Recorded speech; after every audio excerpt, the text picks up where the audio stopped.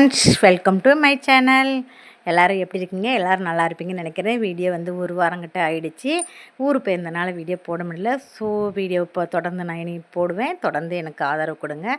வாங்க, சின்ன சின்ன டிப்ஸ் தாங்க சொல்லியிருக்கேன். ரொம்ப மிக முக்கியமான டிப்ஸ் எல்லாம் இருக்கும். ஸோ வீடியோ ஸ்கிப் பண்ணாமல் பாருங்கள். வாங்க வீடியோக்குள்ளே போகலாம். நம்ம வந்து பூரிக்கு மாவு பிணையும் போது எப்போவுமே நம்ம பூரிக்கு மாவு பிணையும் போது கோதுமை மாவு எடுத்துக்கோங்க. கோதுமை மாவுலேயே நல்லா புசு புசுன்னு சூப்பராக வரும் பூரி. அது எந்த மெத்தடில் பிணைஞ்சு எப்படி வருங்கிறத நான் சொல்லியிருக்கேன்.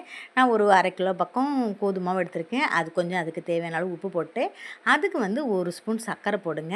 இந்த சர்க்கரை போடுறதுனால நல்லா கோல்டன் ப்ரௌனாக வரும் பூரி. அதுக்காக தான் நம்ம இந்த சர்க்கரை போடுறோம். அப்புறம் வந்து 1 ஸ்பூன் ஆயில் ஊற்றிக்கலாம். அந்த ஆயிலை ஊற்றுறப்ப வந்து உங்களுக்கு நல்லா கிரிப்னஸ் வரும். நல்லா அப்படியே பிச்சு எடுக்கும்போதே சூப்பராக கிரிப்னஸ்டாக வரும். அதுக்காக தான் அந்த ஆயில் ஊற்றுறோம். ஆயில் கொஞ்சம் 1 ஸ்பூன் ஊற்றிக்கிங்க. 1 ஸ்பூன் சர்க்கரை போட்டுக்கோங்க. தேவையான அளவு உப்பு போட்டுக்கோங்க. தண்ணி ஊற்றிக்கிடுங்க. தண்ணி ஊற்றி நல்லா சூப்பராக பிணைஞ்சி எடுக்கணும். ரொம்ப தண்ணி மாதிரி நீங்கள் பிணைஞ்சி எடுக்காதீங்க. கொஞ்சம் சப்பாத்திக்கு வந்து நம்ம கொஞ்சம் தண்ணி கொஞ்சம் இலக்கமாக பிணைஞ்சால் தான் வந்து நல்லா வரும். இதுக்கு அந்த மாதிரி இலக்கமாக நீங்கள் பிணையணும்னு அவசியம் இல்லை. நல்லா கட்டியாக கொஞ்சம் பிணைஞ்சி எடுங்க. அப்போ தான் வந்து பூரி வந்து புஷ்ஷுன்னு வரும். நம்ம ரொம்ப இதாக பிணைஞ்சோம்னா பூரி நல்லா புஷ்ஷுன்னு வராது. அதுக்காக தான் நான் இப்படி சொல்கிறேன். இந்த மாதிரி கொஞ்சம் கெட்டியாகவே பிணைஞ்சி எடுத்துக்கோங்க. பிணைஞ்சி நமக்கு பூரி எந்த அளவு சைஸ் போடுவோம் நமக்கே தெரியும்.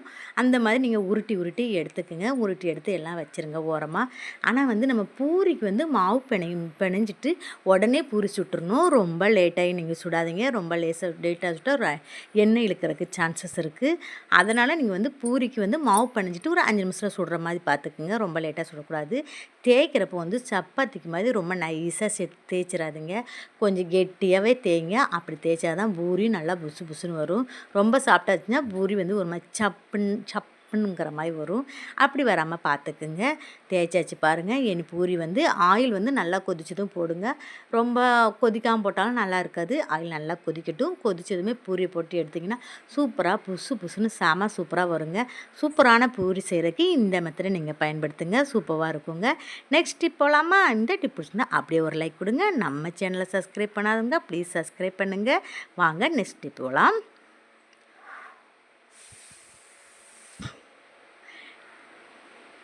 சூப்பராக புஷ்ஷுன்னு வந்துருச்சு பாருங்கள். பூரி நல்லா ப்ரௌனிஸாக அழகாகவும் இருக்கும். பார்க்குறக்கும் சூப்பராக இருக்கும். சாப்பிட்றக்கும் சூப்பராக இருக்குங்க. நெக்ஸ்ட்டு பார்க்கலாமா?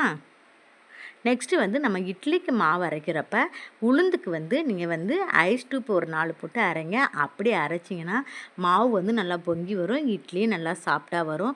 உளுந்தை ரொம்ப நேரமும் ஊற வைக்காங்க. ஒரு 1 மணி நேரம் நீங்கள் ஊற வச்சாலே போதும். ஊற வச்சு தண்ணிக்கு ஐஸ் வாட்டர் இருந்தால் ஐஸ் வாட்டர் ஊற்றி வரைங்க.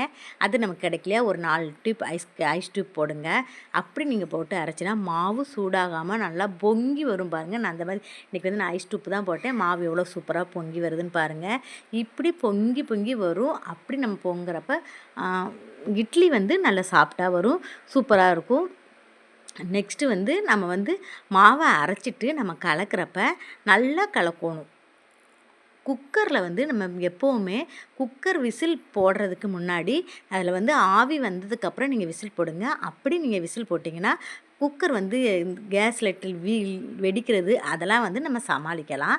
நெக்ஸ்ட் வந்து மாவை வந்து நல்லா எப்படி தரமா கலக்கணும், நல்லா கையை வச்சு நல்லா ஃப்ரெஷ் பண்ணி கலக்கணும். அப்படி கலக்கிறப்ப அந்த காற்று அது உள்ளே போய் இட்லி வந்து நல்லா புசு புசுன்னு வரும். ரொம்ப நல்லா கலக்காமல் வச்சிங்கனாலும் இட்லி புசு புசுன்னு வராது. மாவு வைக்கிறப்ப நம்ம வந்து கீழே வந்து ஒரு தட்டை வச்சு வைங்க. அப்போ தான் வந்து மாவு திடீர்னு நமக்கு பொங்கி ஊற்றினா கூட அந்த தட்டில் வலிஞ்சிடும். நமக்கு துடைக்கிறதுக்கு ஈஸியாக இருக்கும். மாவு வந்து எப்போவுமே ஒரு 3/4 பாகம் இருக்கிற மாதிரி வைங்க. பொங்கி வர்றப்போ உங்களுக்கு பானை ரொம்ப வந்த மாதிரி வந்துடும். நீங்கள் வந்து இல்லாட்டி ரொம்ப பொங்கி வரும். இடமே இல்லாத மாதிரி இருக்கும். எப்போவுமே 3/4 வாசி எந்த பாத்திரம் எடுக்கிறோமோ அந்த பாத்திரத்துக்கு ஒரு 3/4 வாசி இருக்கிற மாதிரி பார்த்துக்குங்க. அப்படி நீங்கள் மாவை வலித்து வைக்கிறப்போ மாவு சூப்பராக பொங்கி அந்த பாத்திரம் நிறைஞ்சி வரும். ஈஸியாக இருக்கும். நமக்கு கொட்டாது. அதனால் இந்த மெத்தடை நீங்கள் ஃபாலோ பண்ணுங்கள். இந்த டிப்பெல்லாம் கண்டிப்பாக எல்லாருக்கும் யூஸ்ஃபுல்லாக இருக்கும். கண்டிப்பாக சின்ன டிப்பாக இருந்தாலும் கண்டிப்பாக உங்களுக்கு யூஸ்ஃபுல்லாக இருக்கும். நெக்ஸ்ட் டிப்புக்கு போகலாமா? நெக்ஸ்ட்டு வந்து நம்ம காப்பியெல்லாம் கலந்து குடிப்போம். அந்த காப்பி கலந்து குடிக்கிறப்ப நம்ம வந்து ஃபஸ்ட்டு வந்து காப்பியை பொடியை போடாமல் சர்க்கரையை போட்டுக்குங்க. நம்ம காப்பிக்கு ஒரு 2 ஸ்பூன் சர்க்கரை 2 ஸ்பூன் சேர்ப்போமா, அந்த 2 ஸ்பூன் போட்டுக்கலாம். அதுக்கப்புறம் நம்ம என்ன காப்பி பொடி நமக்கு விருப்பமோ, ப்ரூவோ சரி, சன்ரைஸோ சரி, நிறைய காப்பி பொடி இருக்குது. அவங்கவுங்களுக்கு எந்த விருப்பமோ நான் இன்றைக்கி வந்து சன்ரைஸ் தான் போடுறேன். அதை வந்து இந்த சர்க்கரை மேலே போடுங்க. அப்படி போட்டுட்டு அப்புறம் நீங்கள் கொதிக்கிற பால் எடுத்து ஊற்றுனீங்கன்னா கலக்கிறதுக்கு ஈஸியாக இருக்கும். அடியில் வந்து அந்த காப்பி பொடி ஒட்டிக்கிட்டு நமக்கு கலந்து வர்றதுக்கு ரொம்ப கஷ்டமாக இருக்கும் தெரியுமா? ஒவ்வொரு டைமில் அப்படி இருக்காது.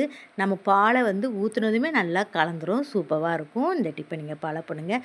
சூப்பராக கலந்து வந்துருந்து பாருங்கள். காப்பி நல்லா கலராக மாறும். நம்ம காப்பி பொடி வந்து அடியில் தங்காது. இந்த டிப்பை நீங்கள் ஃபாலோ பண்ணுங்கள். எப்போ நீங்கள் காப்பி போட்டாலும் இந்த டிப்பை நீங்கள் ஃபாலோ பண்ணுங்கள்.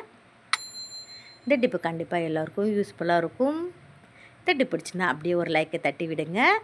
இந்த டிப்பு கண்டிப்பாக எல்லாருக்கும் யூஸ்ஃபுல்லாக இருந்திருக்கும்னு நினைக்கிறேன். நெக்ஸ்ட்டு வந்து ஃப்ரிட்ஜிலலாம் நமக்கு வந்து என்ன தான் நம்ம வச்சாலும் காய் வச்சுருப்போம், பழம் வச்சுருப்போம், ஏதாவது சாப்பாடு கூட மிச்சம் இருந்தால் அதில் தூக்கி வச்சுருப்போம். அப்படி வைக்கிறதுனால ஒரு மாதிரி ஃப்ரிட்ஜ் வந்து என்ன தான் நம்ம க்ளீனாக வச்சாலும் ஒரு மாதிரி பேட் ஸ்மெல் அடிக்கும். அந்த ஸ்மெல் வராமல் இருக்குது ஒரு கிண்ணத்தில் கொஞ்சமாக அரிசி எடுத்துக்கோங்க. எந்த அரிசினாலும் பரவாயில்ல, இட்லி அரிசியோ, பச்சை அரிசியோ, சாப்பாடு அரிசியோ எது இருந்தாலும் ஒரு 2 ஸ்பூன் அளவுக்கு எடுத்துகிட்டு ஒரு குட்டி கிண்ணத்தில் போட்டு அதை நீங்கள் ஃப்ரிட்ஜில் ஒரு ஓரமாக வச்சு விட்டுருங்க. எந்த இடம்னாலும் பரவாயில்ல, அதில் வச்சு விட்டிங்கன்னா அந்த பேட் ஸ்மெல்லாம் அந்த அரிசி வந்து அப்சர்வ் பண்ணிக்கும். நமக்கு வந்து அந்த பேட் ஸ்மெல் வராது. இந்த டிப்பை நீங்கள் ஃபாலோ பண்ணி பாருங்கள். இதில் ஃப்ரிட்ஜுக்குள்ளே வைக்கிறதுக்கு நிறைய டிப் சொல்லியிருக்கேன். என்னோடய சேனலில் நிறைய இருக்குது, போய் நீங்கள் பாருங்கள். இந்த டிப்பும் நீங்கள் பயன்படுத்தி பாருங்கள். இந்த டிப் பிடிச்சினாலும் அப்படியே ஒரு லைக்கை தட்டி விடுங்க. என்னோடய சேனலில் முறையாக பார்க்குறாருந்தா ப்ளீஸ் சப்ஸ்கிரைப் பண்ணுங்கள். என்னோடய சேனலை பிடிச்சிருந்தா ப்ளீஸ் ஷேர் பண்ணுங்கள், கமெண்ட் பண்ணுங்கள், லைக் கொடுங்க. எனக்கும் இதுவரைக்கும் என்னோடய வீடியோவை நீங்கள் பொறுமையாக பார்த்ததுக்கு மிகவும் நன்றி. தேங்க்ஸ் ஃபார் வாட்சிங். பாய், சி யூ. நெக்ஸ்ட் ஒரு டாப்பிக்கோட நெக்ஸ்ட் உங்களை சந்திக்க வர்றேன். பாய், சி யூ. டாட்டா.